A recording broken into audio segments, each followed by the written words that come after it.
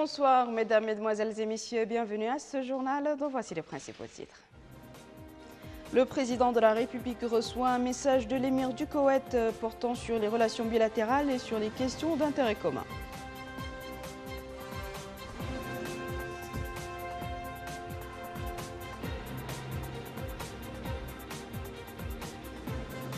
Les ministres de la Communication et des Relations et des Affaires islamiques réaffirmant la détermination de l'État à protéger les symboles sacrés de l'Oumma.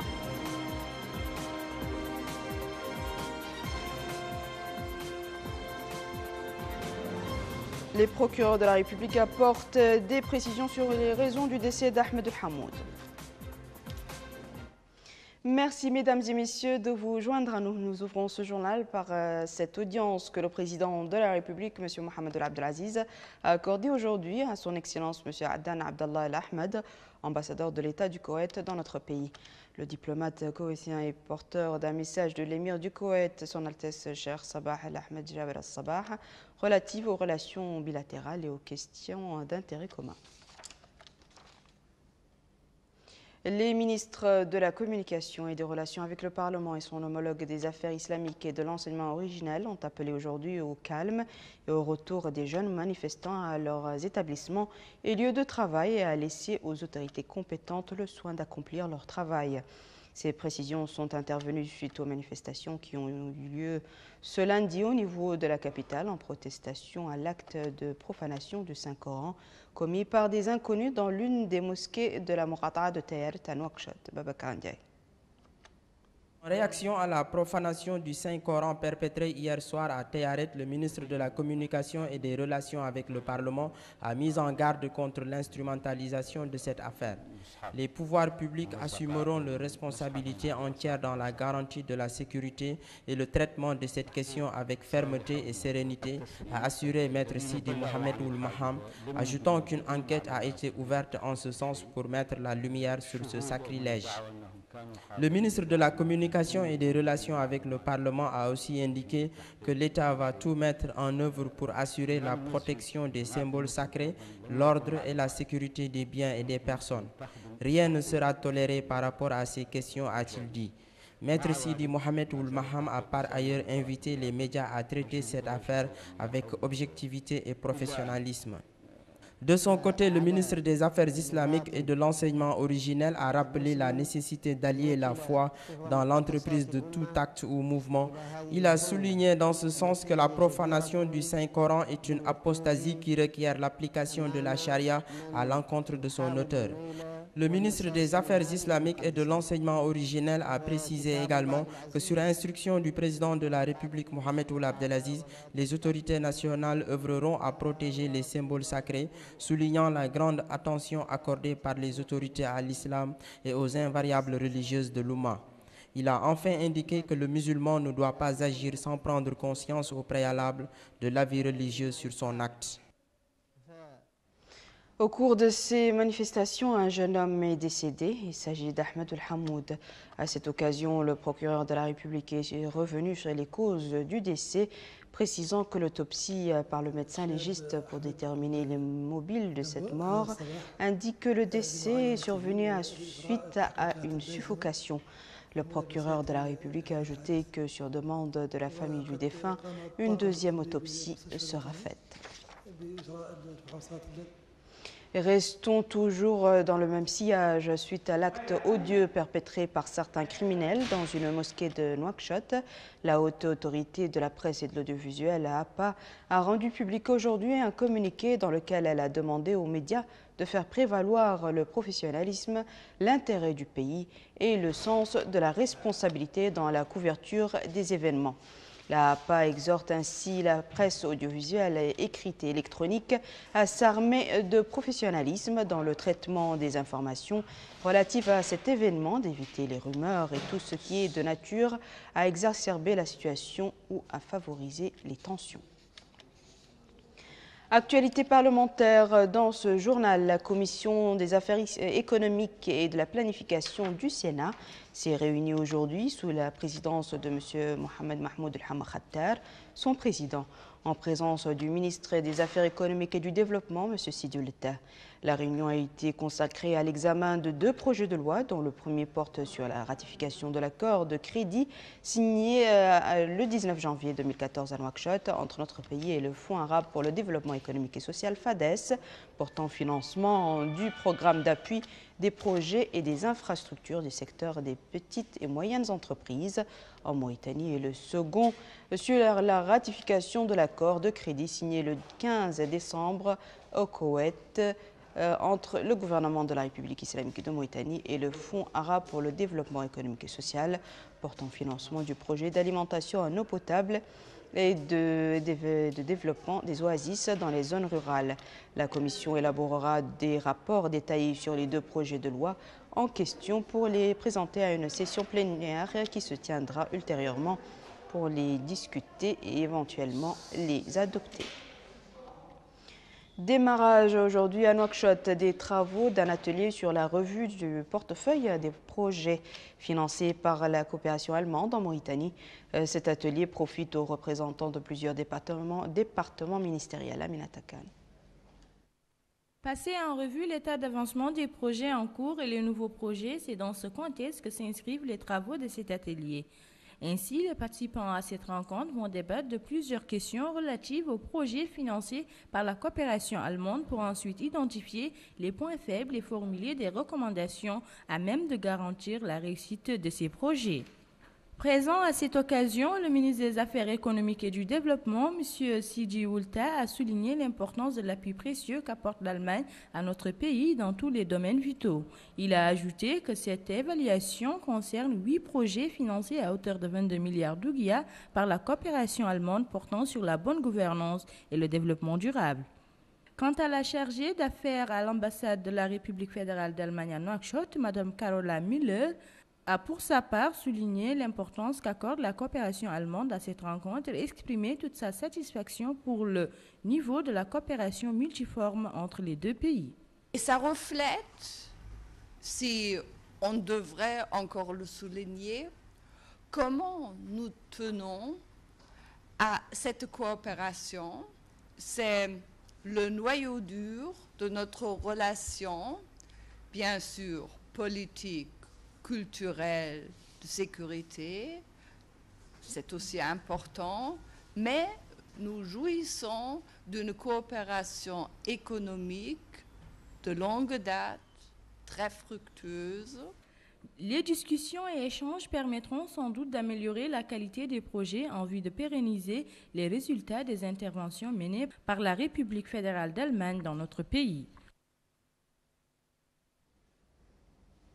Ouverture également aujourd'hui des travaux du 3e atelier national destiné à renforcer les capacités dans le domaine de l'eau. La rencontre, qui dure 3 jours, vise à présenter le bilan des résultats obtenus dans le domaine du suivi et de l'évaluation du secteur de l'eau en Mauritanie. Égypte, Maroc, Algérie, Libye et Tunisie. Compte rendu de Moussa Ndiaye. Le 3e atelier national pour le renforcement des capacités dans le domaine de l'eau vise à présenter le bilan des résultats déjà obtenus dans le domaine du suivi et de l'évaluation du secteur de l'eau dans les 6 pays de l'Afrique du Nord. Dans un mot prononcé au cours de l'ouverture officielle des travaux de cet atelier, le conseiller technique du ministre chargé de l'hydraulique, M. Moulay Saïd Ouelsidati, a indiqué que le projet s'inscrit dans le cadre de la stratégie nationale du secteur de l'eau tracée par le gouvernement sur instruction du président de la République, M. Mohamed Ould Abdelaziz, notamment celle relative à une gestion intégrée des ressources en eau dans le but d'assurer une exploitation durable de ces ressources en vue de la couverture des besoins des populations. Ce projet est exécuté sous la supervision du Conseil des ministres africains de l'hydraulique. Il vise à créer un cadre d'échange et d'évaluation commune du secteur de l'eau et de l'assainissement à travers un certain nombre de critères mis au point par ce Conseil des ministres. Cap sur notre capitale économique où le président exécutif de l'Institution islamique de développement du secteur privé visite la zone franche de Nouadhibou. Le président exécutif a souligné que la zone franche va apporter certainement une valeur ajoutée à l'économie mauritanienne. Plus de précisions avec Rabia Adeta. Au cours de sa visite à la zone franche de Nouadhibou, le président exécutif de l'Institution islamique de développement du secteur privé auprès de la Banque islamique de développement, M. Khaled Mohamed Al-Aboudi, accompagné du président de la zone franche de Nouadhibou, M. Mohamed Ouleddaf, a assisté à une réunion avec les membres de l'autorité qui lui ont exposé les possibilités d'investissement dans cette zone, les avantages qu'offre cette institution et son cadre institutionnel exceptionnel. La promotion des infrastructures de développement du secteur de la pêche qu'elle envisage. Il a par la suite visité le guichet unique chargé de délivrer les autorisations d'investissement. Ce guichet qui a pour rôle de faciliter pour les investisseurs les formalités pour l'accès aux autorisations d'investissement. Durant sa visite, le président exécutif de l'Institution islamique de développement du secteur privé auprès de la Banque islamique de développement a consigné ses impressions sur la zone franche dans le livre d'or de celle-ci. Par la suite, il a pu visiter la nouvelle extension du port autonome de Nouadhibou. Cette extension est de 660 mètres de quai avec une hauteur de 8 mètres, ce qui augmente la capacité d'accueil du port. À la fin de cette visite, le président exécutif de l'Institution islamique de développement du secteur privé, M. Khaled Mohamed Al-Aboudi, a affirmé que la zone franche apporte une valeur ajoutée à l'économie mauritanienne, avant d'ajouter l'intention de son administration de signer un mémorandum relatif à l'appui au secteur des pêches par le biais de la promotion des infrastructures de développement de ce secteur clé de l'économie mauritanienne. À la fin de sa visite, il a tenu une réunion avec les investisseurs privés de la Fédération nationale de pêche dans les locaux du port autonome de Nouadhibou. Notre pays continue d'accueillir des touristes qui s'intéressent à notre patrimoine touristique. C'est dans ce cadre qu'est arrivé hier soir à Nouakchott un contingent de touristes français qui a été reçu par l'Office national du tourisme. Compte rendu Mohamed Zemzem. Ce contingent de touristes étrangers venus de l'Europe à bord de cet avion Mauritania Airlines est constitué de 35 personnes venues dans le cadre de la saison touristique pour découvrir le charme et la beauté de la Mauritanie. Certains se rendent pour la première fois, tandis que d'autres sont venus pour la 4e fois en Mauritanie. Était à l'aéroport pour faciliter leur séjour en Mauritanie, l'Office national du tourisme en charge de la promotion du tourisme. Sur place, des brochures et des dépliants ont été distribués aux touristes. Nous sommes venus ce soir à l'aéroport de Nouakchott accueillir les touristes qui sont au nombre de 37. Et ils seront acheminés directement vers Attar, là où ils feront un circuit pendant une semaine dans toute la région de l'Adrar. Et donc c'est grâce aux instructions du président de la République qui a donné l'accès au visa directement à l'aéroport, le visa biométrique. Ils sont là en train de leur délivrer le visa biométrique directement. Donc que ce soit par voie aérienne, maritime ou terrestre. Donc c'était un rêve pour les tour opérateurs mauritaniens, pour les professionnels, pour les réceptifs mauritaniens. Et maintenant c'est une réalité grâce aux instructions du président de la République. Donc maintenant, par le retour de ces charters en Mauritanie, nous sommes là en train d'accueillir 6 charters dans les semaines à venir. Donc 2 déjà, le deuxième c'est ce soir. Et dans l'avenir, il y aura 4 dans les semaines prochaines. Donc, ce qui démontre le retour du tourisme dans la wilaya de l'Adrar.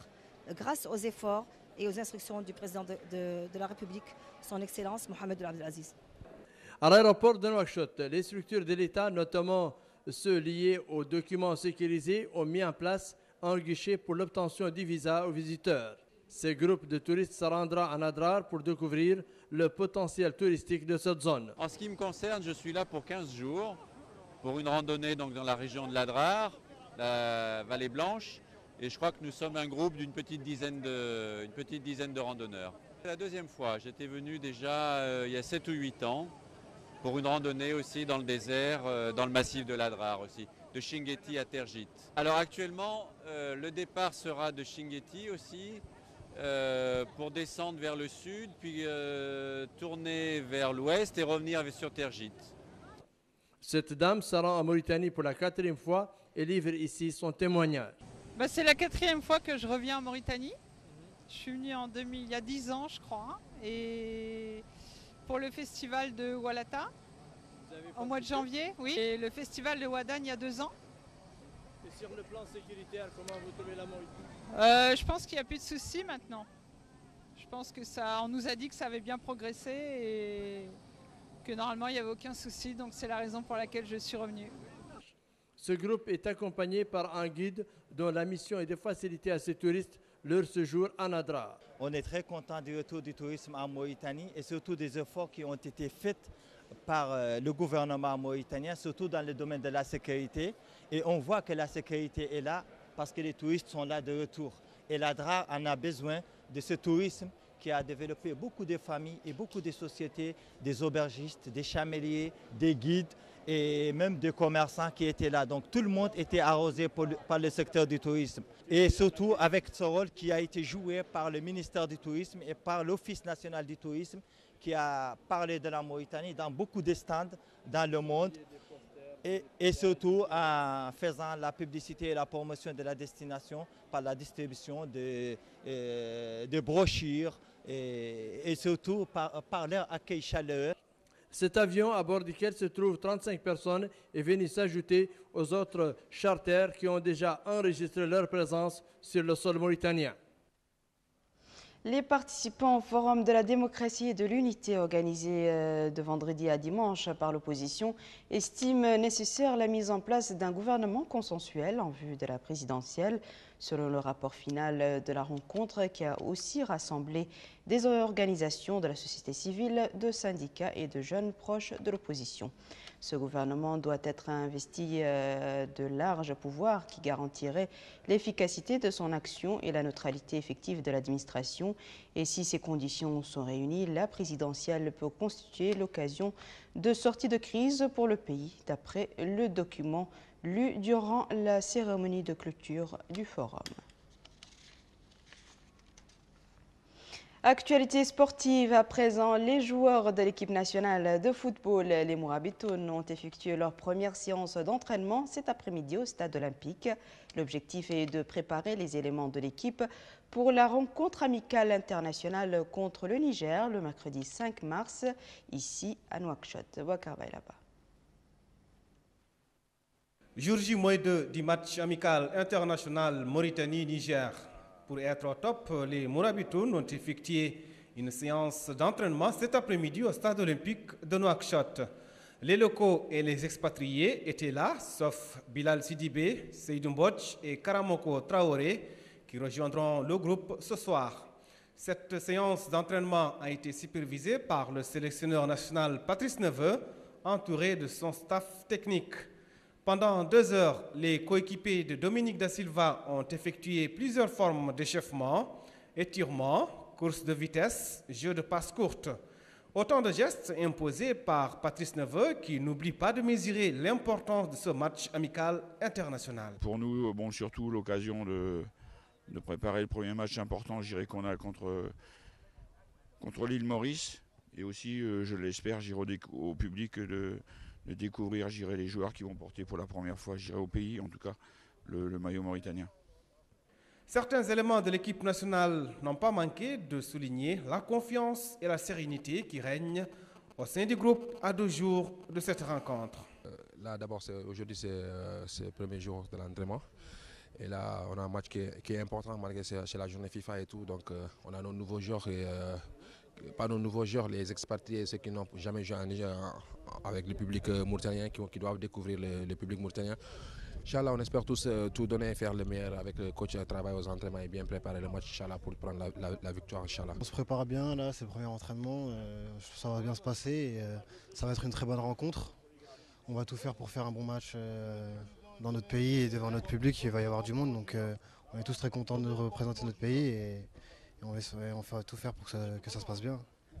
A noter qu'une autre séance d'entraînement est programmée demain à 17 h, toujours au stade olympique de Nouakchott, sous la supervision de Patrice Neveu et de son staff technique. Voici, mesdames et messieurs, à présent le rappel des titres.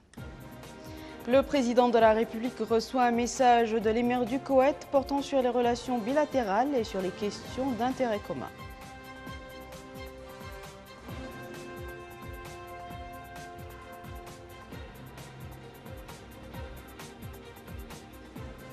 Les ministres de la Communication et des Affaires islamiques réaffirment la détermination de l'État à protéger les symboles sacrés de l'Oumma.